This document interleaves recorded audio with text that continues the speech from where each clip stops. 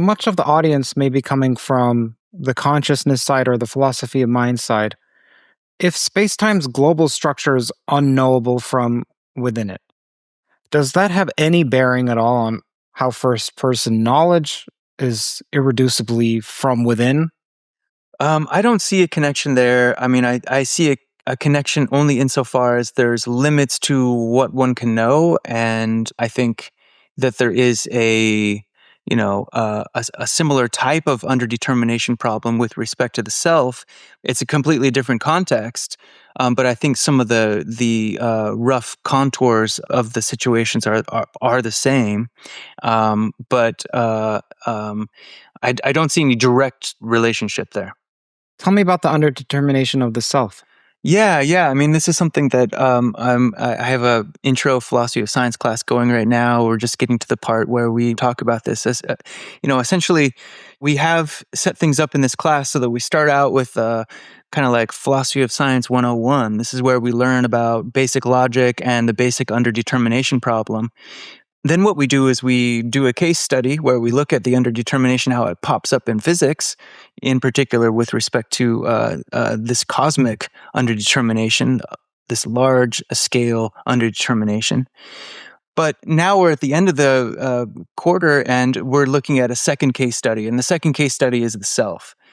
And so what we're doing there is we're saying, if you look at the writings of folks like Hume, other empiricists, what they're doing is they're saying, when I try to observe what I am, when I ask the question, who am I or what am I, and I try to observe myself, I find that I don't have any observation of myself, right? So, Hume is someone who, as an empiricist, he's saying he's looking at billiard balls and he's, trying to look carefully to see the cause of this billiard ball going over here when it's hit by this other one. And he says, try as I might, I see all sorts of empirical data going on here. I see correlations with, movements and stuff, but I never see the cause.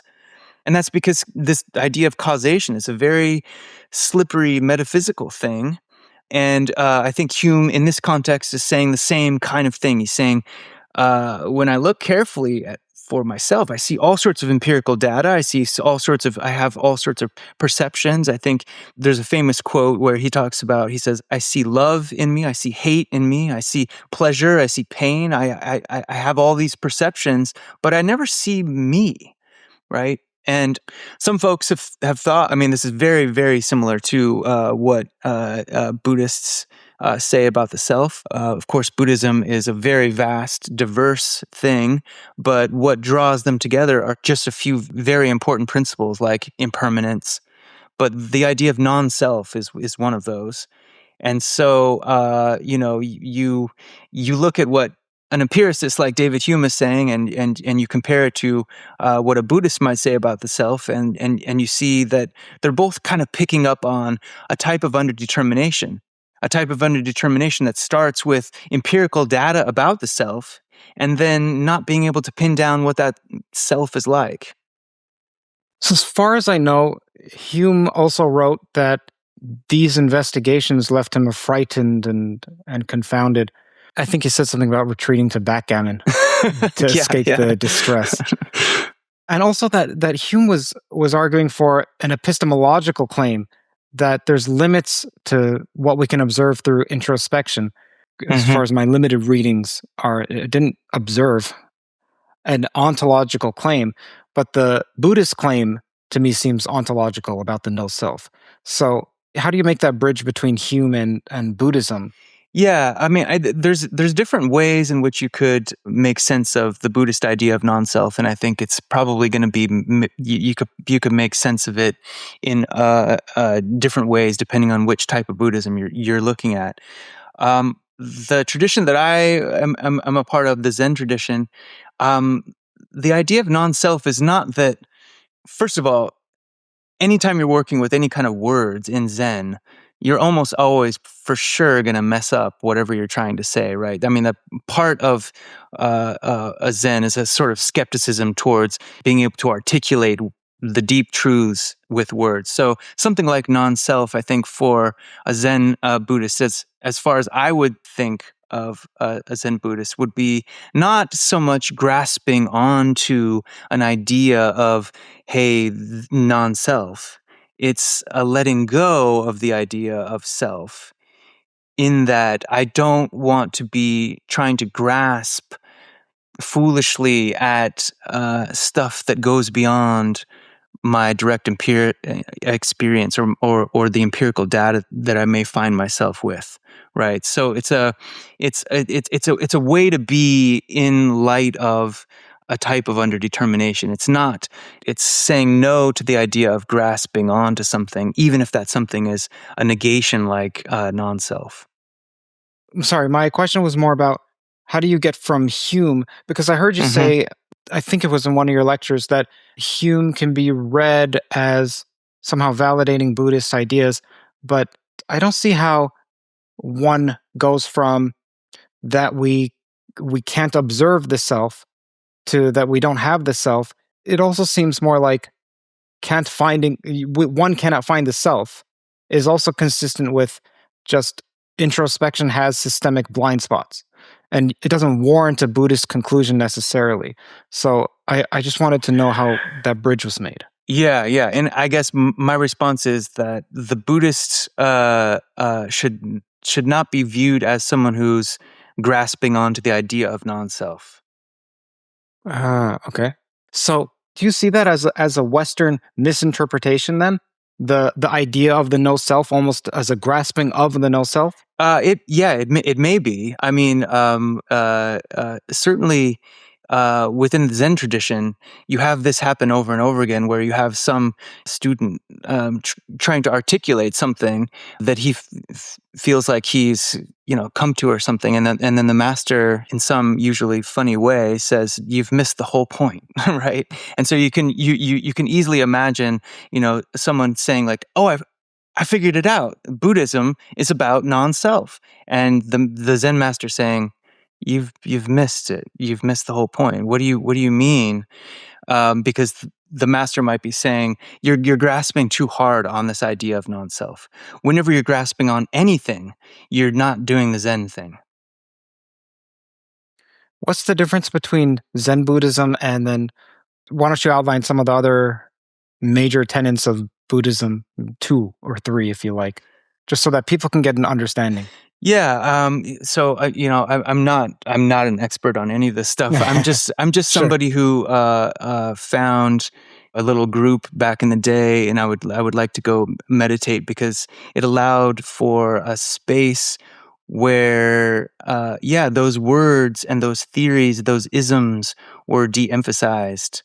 I think depending on your tradition of Buddhism, those words and theories and practices, certain beliefs, whether it be about reincarnation or whatever it is, may be different. I'm drawn to the Zen because it seems to be the most simple. Mm-hmm. In my opinion, it's the one that allows me to almost be a spiritual person without being a spiritual person. I think one characteristic of Zen is that there is this skepticism towards expressing truths through words and theories. It's saying that's missing the whole point, right? So it's like the finger pointing at the moon or whatever. Like the words, that's just the finger. What it's supposed to be doing is getting you to have a direct experience about something. And that's something that's very hard to talk about, but that's the point of it. I see that as the real thing that draws me to Buddhism. To Zen Buddhism in particular. To Zen Buddhism in particular, yeah. So, what was it that initially drew you? Tell me if I'm putting words in your mouth. I Yeah. don't mean to. I understand that may have sustained you, that you like that, but what drew you to it initially?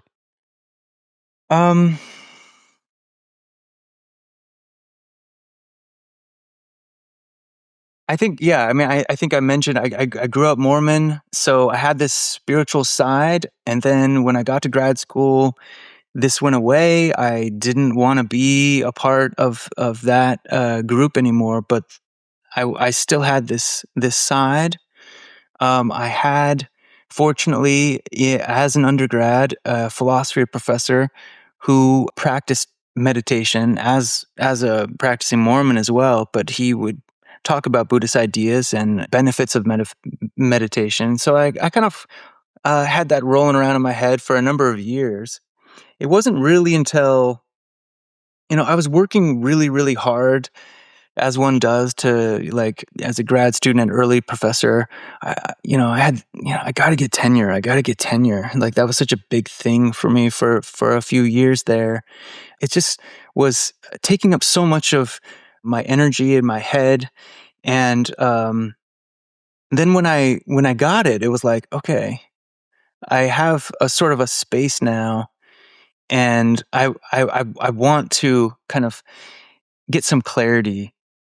And so that was initially when I really was drawn to Buddhism, was right after getting tenure, and recognizing that I had this opportunity now to kind of calm down a bit. And so there just happened to be some folks who sat zazen in the neighborhood. It was just, I just walked down the street and there was a group there. And so I was able to join them and learn about some of the basics and things. And I went on some retreats with those guys. Yeah, it's just been a part of my life ever since. I mean, every night before bed, we're in my daughter's room. The whole family gathers. My wife, my daughter, the dog.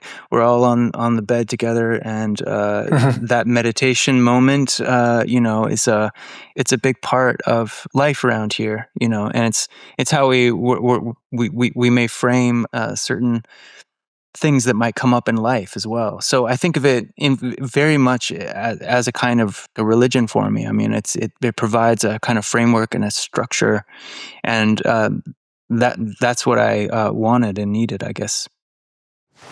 The Economist covers math, physics, philosophy, and AI in a manner that shows how different countries perceive developments and how they impact markets. They recently published a piece on China's new neutrino detector. They cover extending life via mitochondrial transplants, creating an entirely new field of medicine. But it's also not just science. They analyze culture, they analyze finance, economics, business, international affairs across every region.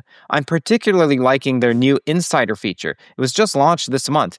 It gives me a front row access to The Economist's internal editorial debates, where senior editors argue through the news with world leaders and policymakers in twice weekly long format shows. Basically, an extremely high-quality podcast. Something else you should know about is that if you go to their app, they not only have daily articles, but they also have long-form podcasts with their editors and writers. This is also available online. Whether it's scientific innovation or shifting global politics, The Economist provides comprehensive coverage beyond headlines. As a TOE listener, you get a special discount. Head over to economist.com/TOE to subscribe. That's economist.com/TOE for your discount.